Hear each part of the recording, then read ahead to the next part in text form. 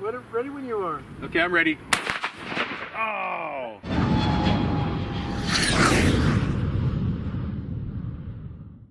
Hey everyone, this is Jeff of Tau Flare Mouse. Today we have a projectile called the Sonic Surge, created by Evan Perry of Texas.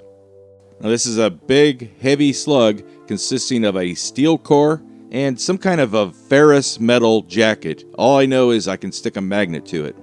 Now this is a long slug measuring about 1 1/4 inches or about 33 millimeters.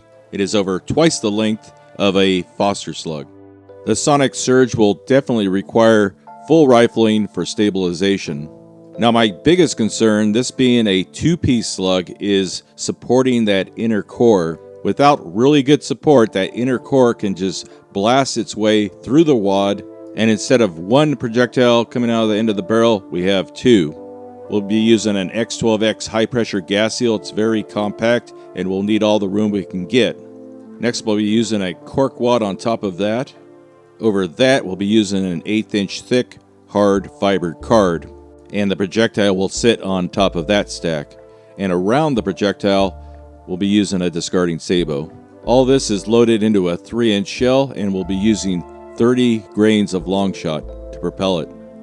I then put a really nice roll crimp on there.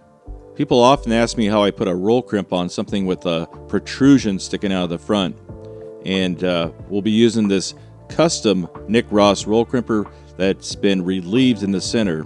This has been extremely handy for me when you have some oddball projectile with a big pointy thing sticking out of the center.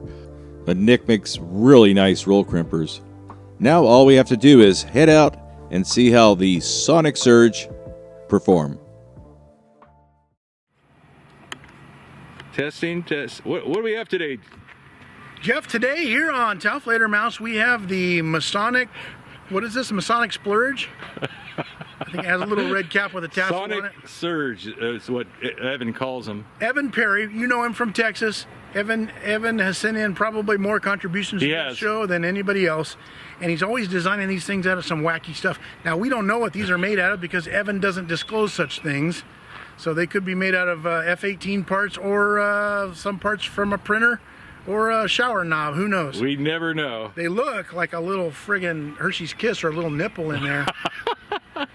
They look like a little steel Hershey's Kiss, actually, and then Jeff tells me they're actually seated into a steel sleeve. So I think it's steel. A magnet sticks to it. That's about that's how I analyze things sometimes. Will a magnet stick to it? Yep, it must be. But you got a sticky must magnet. be ferrous metal. So we don't know how he pressed these things together, or if he screwed them together, or glued them together, or anything like that. So we're gonna. I'm hoping they'll stay together, though. Yeah, we're gonna learn today with these things. We've got all kinds of cool targets for you.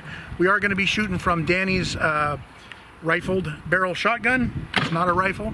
Mossberg 500. Mossberg 500. And Jeff tells me we are still operating the GoWutar HHC. This was a little red dot that was sent to me. I beat it up on my channel, and it's now lived over here for... I really do appreciate that. It's holding up pretty well. It's holding up very well for a little red dot. So yeah. Thank you to GoWutar for sending that little thing out. So yeah, we're kind of giving it a longevity test here. We'll see how long it takes before that thing dies. That's right. We've killed a lot of optics over here, and sometimes we're pleasantly surprised. All right, Evan Perry, we're going to get to trying this thing in a rifled barrel and see what it's going to do. The Masonic Splurge.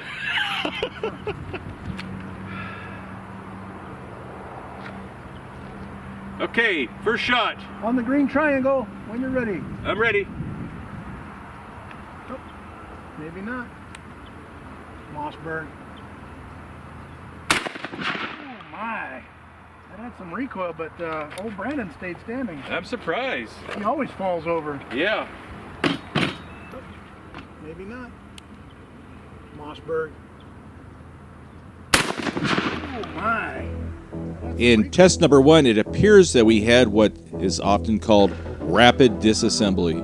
We see a lot of extraneous material, pieces of debris flying around, and the center core did impact the target relatively accurately, but not how we wanted it to impact. Now, an important clue here is the condition of the cork wad and the gas seal. Both show no signs of damage. So I think we had good support, so we may have some other issues going on here.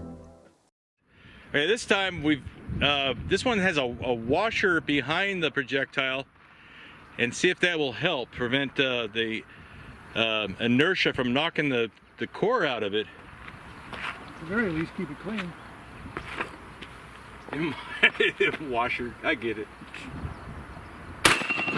Oh, solid. God. Oh. In this shot, we can see the washer whizzing across the screen like a supersonic frisbee. And once again, the center core was the only thing that impacted the target. And we still do not know what is going on with that outer jacket, that black outer jacket of the projectile. Okay, well that one had a better support and it still came apart. That one had the washer behind it, hit high and right.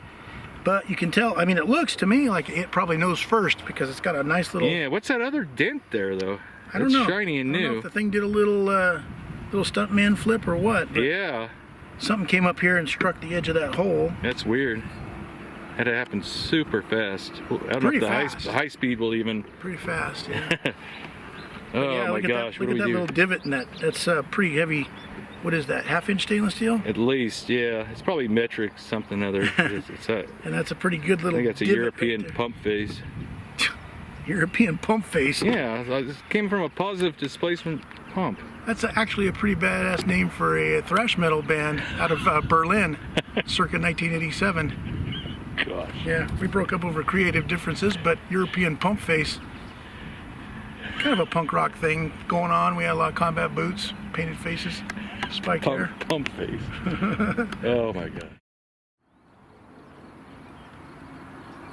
Okay, I'm ready. Here we go. How far is that? 50 yards. Okay, hit it. Oh, I didn't get that one. I didn't have it armed. Ready for this one? Okay, I'm ready. Here we go. I don't know where these are going. All over the place. Stop, put the dust to the right. Okay, hang on a second. Okay, one more, then we'll give up the long range shot. All right, ready when you are. Okay, I'm ready. Oh! Did you see that? There were puffs of dust everywhere around it. Yeah, it was like both sides of it. Coming in. Well, at last we can see what's going on. The outer jacket, the black jacket, is breaking into a bunch of different pieces, at least 3 different pieces, and it must be made out of something like cast iron or some other very brittle metal. Now, surprisingly, the steel core came very close to hitting that big water jug. Now, this is just another painful reminder of how much force is being put on that slug. The shock is like being hit with a sledgehammer, and the materials have to be able to withstand that force. I don't think there's anything we could do in the field or even on my reloading bench to make these things work, Greg. They are abysmal. We just tried them at 50 yards and they're coming apart. Yeah, it's... So we're going to shoot at the head detective here, and Cornelius, the head detective. I don't know what he's got in there this time. Peas, maybe. Oh, it might be something red. Well, beets, or did you have beets? Can you believe people were suggesting like fill it full of tannerite? Oh Lord. Can you imagine? Folks, that would kill us both. Tannerite would even chuck this ballistic gel back at us at such a velocity that would be deadly. It would kill you. Yeah, not to mention what might happen with the metal can inside. Well, even if you used like a plastic can or something. Well, I'd rather not be anywhere within 100 yards. Yeah, you don't want to shoot that stuff within 100 yards. Come on, YouTube and whatever those channels are full of those kind of accidents, idiots with tannerite. Yeah, here comes a lawnmower blade flying back at. Here comes the refrigerator door. They usually come from the south, so we're going to reserve those for our southern brothers. Today we're going to shoot at the head detective, though, with one of Evan's slugs. We're going to move in a little bit closer. Yeah. Only about 7 to 10 yards out here. We're going to try to redeem this video because, unfortunately, I don't know how he secured those parts together. If you used Loctite or however they came, you know, it was just kind of a press fit. Yeah, they won't withstand the G force of that round, and they're coming apart somehow. So yeah, so it's the inertia. You got the sudden, you know, you're trying to spin it up to 30,000 RPM or so in a millisecond. That'll cause the parts to it's like I was explaining before, like an air impact gun, like boop. You know, that multiply that by about 1,000, and that's what's going on. Sounds like a lot of science. Yeah, NASCAR inertia. Science. Inertia and milliseconds divided by the weight of pi times pie filling. A lot of people want beets in there. They want cranberry sauce. The problem with cranberry sauce, Greg, is I like cranberry sauce too much. Whatever this is, it starts with an S. I think it's peas. It looks red. The S. Well, I guess we'll find out if we can hit it. Oh, maybe sweet peas. That could be what the S is. Ah, okay. So it's going to be maybe a green. Sweet peas in it. And if these work, if it doesn't work, we'll put a Foster slug. How about that? All right, we're going to blow this thing up for you guys no matter what, so you didn't stop by for nothing. I know. One of those days. Some days things work great. Other days. But at least you get a little cut head. yourself. At least you get a little head. Okay, set it up. Or not. Here we go. Oh, boy. Wow. You might have got him, Evan. That was very energetic. Or not. Here we go. Oh, boy. We hit him right between the eyes. There's little peas tucked right behind his nose there. We did strike the can. It exited the can with some pea goo. You can see that little triangle shape right there. Best I can tell, this can is ruptured on the right hand side over here. I think it ruptured everywhere. Tough to tell what's going on. Yeah, I think the lid is really bent and it even popped loose from the circle. That one may have had a pull top lid. Yeah, it's got a pull top lid, but I think the lid actually separated from the little ring, so it's almost ready to come apart. It needs another hit though, Jeff. Yeah, let's hit it again with something. All right. Sideways shot. Yep. Here we go, right above the ear.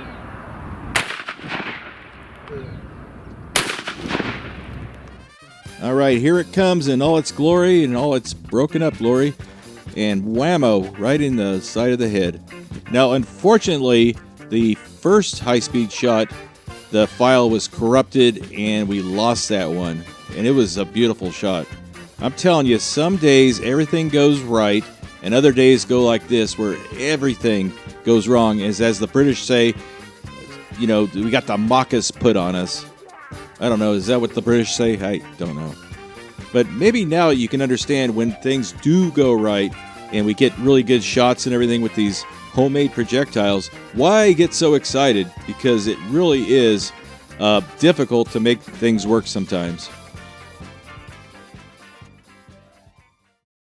Seemed to hit it. I think a lot of the peas were ejected out previously.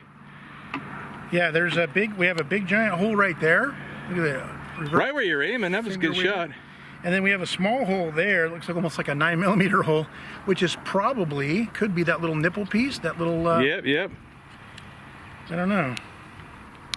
I don't know if we'll be able to see it on camera because I was running it kind of slow to give it better resolution. I don't know if you guys can tell, but it really ruptured that can inside. Yep. All right, well, we appreciate you guys for stopping by. Nonetheless, doesn't matter what the vegetable section is selling this week. And if you're super bored, go over to OG's Danger Show. I've got a recent video, little tour through my new Danger Studio in Idaho. And you might find that interesting. Also, if Jeff will put a link down here, I've started up a new channel that's just going to be some outdoor stuff. And OG's Danger Mountain. And so if you I thought it was Danger Ranch. Yeah, that was what it was. I'm going to start a veterinary clinic and walk around with no shirt on all the time too. So anyway, stop by OG's Danger Mountain. There's not really much over there yet, but I've got a couple of videos about some products coming up that I'm in the editing process right now. So thank you guys for stopping by both channels, and we'll see you on the next video. Peace. Stop it. Peace.